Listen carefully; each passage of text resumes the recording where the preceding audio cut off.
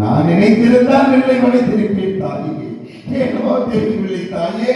யாருக்கோ நான் ஈவு இறக்கம் பார்த்து நான் யாருக்கோ நான் விட்டு கொடுக்க வேண்டும் என்று பார்த்து யாரோ என் சிந்தையை எடுத்து குறி வைக்கின்ற பொழுது மத்தியத்தை குறி வைக்கின்ற பொழுது என் கண்களிலே கண் பார்வையை கெடுத்து விட்டதால் தாயே. என் கண் பார்வையை கெடுத்து விட்டதால் அந்த மத்தியத்தை அறுக்க முடியவில்லை, நானை பிடிக்க முடியவில்லை தாயே. அந்த வீரன் இல்லாமல் பாவியாக கீழே விழுந்தேன் தாயே. அப்பொழுது கூட இவர்கள் தான் என் தம்பி என்று எனக்கு தெரியாது. நான் தான் கண்ணன் தான் தனது அண்ணன் என்பதை தெரிந்திருந்தால் என் தம்பி தருமன் என்ன பாடுபட்டிருப்பார். அம்மா, நீ நான் தனியா இப்ப பேசியிருக்க தாயே.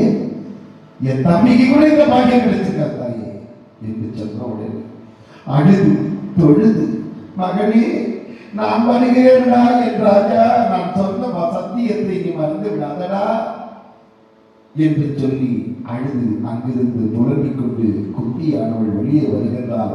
கர்ணன் அழுகின்ற கண்ணீரை துடைத்துக் கொண்டு, தாயே போய் வாருங்கள். ஒரு வெற்றி திருமகனை பெற்ற தாயே நீங்கள் கண் கலங்கக்கூடாது.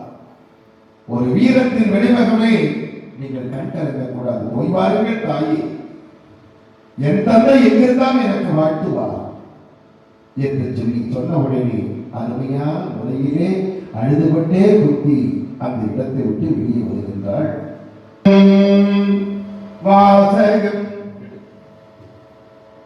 முருகின் வாசமும் கேட்பதன் முன்னமே முரசு உயர்ந்ததன் முன்னே மிகுந்த ஓடு இருக்கணும் முடிப்பால் யான் வெம்பகை என்னே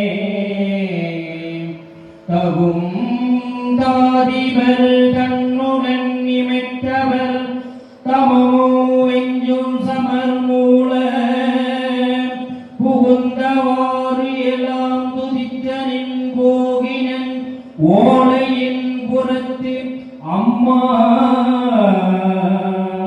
ஓலையின் புறத்து அம்மா